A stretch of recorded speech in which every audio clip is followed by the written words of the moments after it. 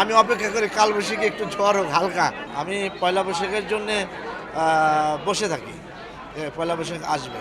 মানে এটা সব দিক দিয়ে প্রকৃতিগত ভাবেও ছোটোবেলায় চৈত্র সংক্রান্তিতে যখন আমরা গ্রামে যেতাম তখন একটা ঝড় ছিল, কালবৈশাখী ঝড়। এখন কালবৈশাখী আর হয় না। আমি অপেক্ষা করি কালবৈশাখী একটু ঝড় হোক হালকা, মানুষের ক্ষতি না হোক, কিন্তু একটু বাতাস থাকুক। কিন্তু এখন দেখি হয় না। কিন্তু আমাদের ছোটোবেলায় কালবৈশাখী ঝড়ে তো আমরা গ্রামে যেতাম যখন, তখন এই সন্ধ্যা হলেই একটা কালো মেঘ উত্তর দিক থেকে কালো মেঘ করতো আর ঝড় হতো। আমরা সবাই দৌড়ে বাড়িতে যেতাম, ছোট ছোট আম হয়তো আম কুড়াতাম এবং পয়লা বৈশাখ সেইভাবে উদযাপন করতাম। মাটির ঘোড়া, মাটির হাঁড়ি এগুলি আমরা কিনতাম, বাতাসা খেতাম। সেটা এক মানে অন্যরকম জিনিস। কারণ পয়লা বৈশাখ হচ্ছে মানে একটা উৎসব যেখানে মুসলমান, হিন্দু, খ্রিস্টান, বৌদ্ধ আমাদের জাতিগত যে বিষয়টা আছে, হাজার বছরের যে ইতিহাস সেগুলি ধারণ করে পয়লা বৈশাখ। এখানে মানুষে মানুষে ভেদাভেদ নেই। হ্যাঁ, তারপরে আমি নিজেও বিশ্বাস করি যে আমরা সবাই বাংলাদেশের মানুষ, আমরা বাঙালি, কিন্তু জাতীয়তাবাদ হিসেবে যদি আমি বলি সেটা আমরা বাংলাদেশি। কারণ এইখানে অনেক নৃগোষ্ঠী বাস করেন, তারা তো বাঙালি না, তারা অন্য ভাষায় কথা বলেন, তাদেরও তো উৎসব আছে। তা আমরা সেই জন্য বাংলাদেশি, কিন্তু যারা বাংলায় কথা বলি, বাংলায় জন্ম, তারা বাঙালি। এবং এই জিনিসটা শুধু একদিন না, আমি মনে করি যে সারা জীবন যেন সবার মানে যতদিন যে জীবিত থাকে, বেঁচে থাকে, সকলের যেন এই জিনিসটা মাথায় থেকে যে আমরা বাঙালিও, আমরা বাঙালি। আমার বাপ দাদা পূর্বপুরুষরা হাজার বছর ধরে এই কৃষ্টি কালচারের সাথে জড়িত। এই যে আমরা একটা উৎসব, বৈশাখী উৎসব পালন করছি, কি সুন্দর, সবাই সুন্দর পোশাক পরে এসেছে, আমি একটু অসুন্দর পোশাক পরে এসেছি, সাদা। তো যাই হোক, সেটা কোনো ব্যাপার না। না, আমার শুভ্রতা মনে হয়েছে যে শুভ্র, আমি সাদা মানে একটা শুভ্রতার প্রতি ওই হিসাবে আমি পড়েছি। সেটা আমি জানি না, আমি এটা পছন্দ করি কি করি না সেটা আমার মাথায় আসে না। আমার কাজ, এই দুনিয়ায় আসছি আমি কাজ করার জন্যে, আমি কাজ করে যাচ্ছি। আমার যেটা মনে হচ্ছে আমি সেটা করছি, যেটা মনে হচ্ছে না সেটা আমি করছি না। তানিম নূরকে ধন্যবাদ যে সে ছোট বা রোল বা অতিথি চরিত্র যেভাবে বলা হোক, আমাকে এবং ডাক্তার রেজাজকে কাস্ট করেছেন এবং সঠিক জায়গায় ব্যবহার করেছেন আমার ধারণা। তবে দর্শকের একটা ছিল যে মনে হয় আমরা আরও বেশি থাকবো। প্রচুর দর্শক বলতো যে আপনারা নাই কেন, মানে এরকমভাবে আসলেন, হেলিকপ্টার থেকে নামলেন, অথচ একটু পরেই নাই, মানে আশা ছিল। তবে বনলতা এক্সপ্রেস অত্যন্ত সুনামের সাথে চলছে, এটা আমার খুব ভালো লাগা। যেহেতু এর সাথে হুমায়ুন আহমেদের নামটা জড়িত আছে, তো সবাই জানে যে আমরা হুমায়ুন আহমেদকে কতটা ভালোবাসি, এটা তার বলে বোঝাতে হবে না। যে কারণে যে আমি খুবই খুশি যে বনলতা এক্সপ্রেস ভালো একটা সিনেমা হয়েছে এবং সবাই ভালো অভিনয় করেছেন, সবাই ভালো অভিনেতা ছিল, ডিরেক্টরও অসাধারণ। তানিম নূর খুবই ভালো ডিরেক্টর। আমি যদিও একদিন কাজ করেছি, কিন্তু আমি বুঝতে পেরেছি যে ভালো। তো সেটা তো আমার এক ধরনের আনন্দ।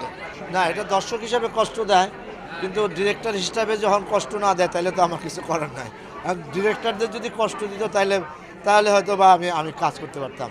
আমি তো কোনো মানে এমন কিছু করি না, আমি ওই ধরনের কাজও করতে চাই। আমি কিন্তু এখনও ভালো কাজই, আমি এখনও যে হাসির নাটক করি সেটা আমি খুবই পছন্দ করি। কারণ এই কাজটা করা কঠিন অনেক, মানে নিজের চরিত্র থেকে বের হয়ে গিয়ে কমেডিটা করতে হয়। আবার কিন্তু অনেক অনেক চরিত্র আছে যে নিজের চরিত্র থেকে বের হওয়া লাগে না, আমি এরকম আবার করলেই হলো। কিন্তু কমেডিতে টাইমিং, হাসির নাটকে টাইমিং, তারপরে ডায়লগ ডেলিভারি, এগুলি আমার না, এটা আমার ভিতরে আত্মস্থ করতে হয়েছে। কিন্তু আমি খুব একটা সুন্দরভাবে কথা বলি, আমার চেহারা খুব ভালো, বাস আমি নায়ক। কেমন আছো, ভালো আছো, তোমাকে এতক্ষণ আগে বললাম তুমি আসো, বললাম এটা আমি এভাবেই কথা বলি, এইটাই বলে।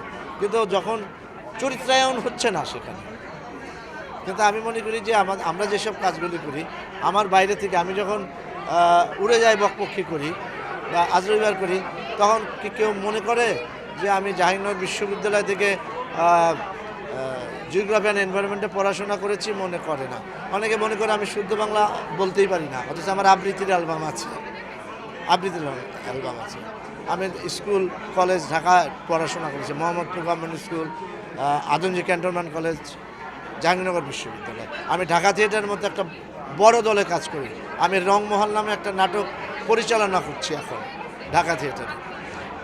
আপনারা সবাই দেখতে আসবেন, এটাও বলে রাখলাম। আমার সামনে শো আছে রংমহল, এটা রচনা হলো রুবায়েত আহমেদ আর নির্দেশনা আমি দিয়েছি ঢাকা থিয়েটার। আমি বই লিখি, আমার বই প্রচুর চলে।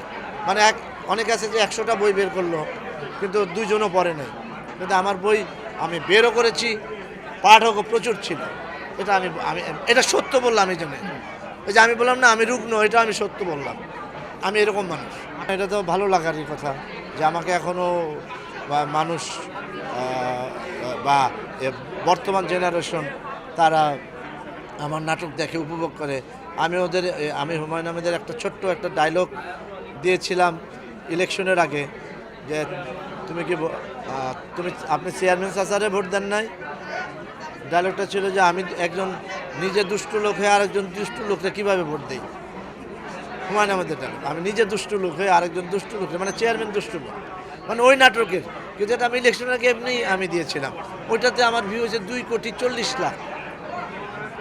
এটা কি ভাবা যায়? এটা আমার কোনো কৃতিত্ব না, এটা হুমায়ুন আহমেদের ডায়লগের ডেলিভারির প্যাটার্নের কারণেই এটা হয়েছে। হয়তো আমার বলার ভঙ্গিটা ঠিক ছিল, সেই জন্য। আমার জীবনে তো মানে অনেকেই প্রভাব রেখে গেছে, আমার পিতা মাতা। তারপরে আমি তো হুমায়ুন ভাই নাটক করার আগে 10 বছর থিয়েটার করেছি। সেখানে নাসিরুদ্দিন ইউসুফ, শিমুল ইউসুফ, আফজাল হোসেন, রাইসুল ইসলাম আজহার, জহিরুদ্দিন পিয়ার, পীযূষ বন্দ্যোপাধ্যায়, সুবর্ণা মুস্তফা, শমী কায়সার, শহীদুজ্জামান সেলিম, আহমেদ রুবেল, লিটু আনাম বহুত অভিনয় করেছে। ফরিদি ভাইয়ের কথা তো বললামই। ফরিদি ভাই তো আমাকে নাটকে নিয়ে আসছে জাহাঙ্গীরনগর থেকে। হুমায়ুন ভাইয়ের কাছে যাওয়ার আগে আমি 10 বছর থিয়েটার করেছি, 10 বছর। তো কিন্তু হুমায়ুন ভাই আমাকে শিখিয়েছে কীভাবে অভিনয় কন্ট্রোল করতে হয়, কীভাবে কন্ট্রোল করতে হয় একজন অভিনেতার অভিনয়। এটা আমাকে শিখিয়েছেন এবং অনেক গুরুত্বপূর্ণ চরিত্র দিয়েছেন। মানে এক কথায় হুমায়ুন আহমেদ হচ্ছে আমার বট গাছ। উনি ছিলেন মাথার উপরে। মানে আমাকে কতটুকু করলে পরে অভিনয় হবে, কতটা আন্ডার অ্যাক্টিং হবে, কতটা মানে ওভার অ্যাক্টিং হবে, এটা উনি শিখিয়েছেন, অনেক কিছু শিখেছেন। তো উনি আমার গুরু ছিলেন, নাটকের গুরু, টেলিভিশনের গুরু।